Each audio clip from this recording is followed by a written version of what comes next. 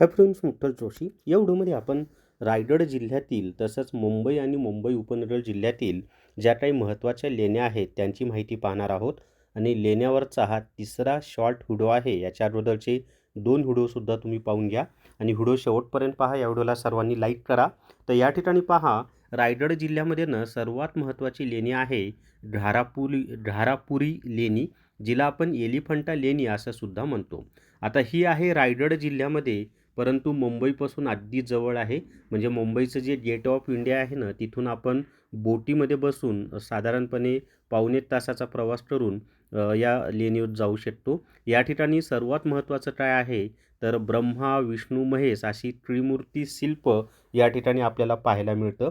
त्याचबरोबर अजून एक वैशिष्ट्य म्हणजे अर्धनर नटेश्वर जे महादेव आणि पार्वतीचं रूप आहे त्याचं सुद्धा शिल्प आपल्याला या ठिकाणी पाहायला मिळतं. अतिशय महत्त्वाची अशी लेणी आहे.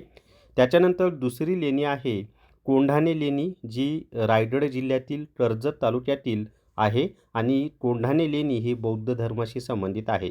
त्यानंतर रायगड जिल्ह्यातील महाडजवळ महाड लेणी आहे, जिलाच गांधारपाले लेणी असं सुद्धा म्हटलं जातं आणि ही महाड या शहराजवळ आहे. त्याच्या पुढची लेणी आहे पहा कुडा लेणी. आता ही जी कुडा लेणी आहे ना, ही रायगड जिल्ह्यातील श्रीवर्धन तालुक्यामध्ये आहे आणि श्रीवर्धनच्या जवळच आहे. श्रीवर्धनमध्ये सुपारी संशोधन केंद्रसुद्धा आहे. आता ह्या झाल्या रायगड जिल्ह्यातील लेण्या. आता आपण मुंबई आणि मुंबई उपनगर जिल्ह्यातील ज्या महत्त्वाच्या लेण्या आहेत त्यांची माहिती पाहूयात. तर त्यामध्ये पहा कान्हेरी लेणी आहे, जी की बोरिवली संजय गांधी राष्ट्रीय उद्यानामध्ये आहे. आणि हे जे बोरिवली संजय गांधी राष्ट्रीय उद्यान आहे ना, हे महाराष्ट्रातील सर्वात लहान राष्ट्रीय उद्यान आहे. त्याच्यानंतरची लेणी आहे महाकाली लेणी, तिलाच आपण कोंडिवटी लेणी असं सुद्धा म्हणतो. ही अंधेरी या ठिकाणी आहे.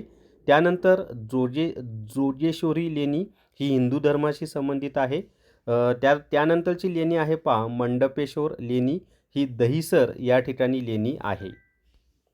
जर तुम्हाला हायकोर्ट पिऊन टेस्ट सिरीज घ्यायची असेल तर प्ले स्टोअरवरून विठ्ठल जोशी ॲप डाउनलोड करा आणि हायकोर्ट पिऊन टेस्ट सिरीज विकत घ्या. तर या व्हिडिओमध्ये एवढीच माहिती. या व्हिडिओला सर्वांनी लाईक करा, शेअर करा आणि विठ्ठल जोशी आपलं यूट्यूब चॅनल सबस्क्राईब करा. तसंच इंस्टा आणि फेसबुकचं पेजसुद्धा फॉलो करा. थांबूया. धन्यवाद.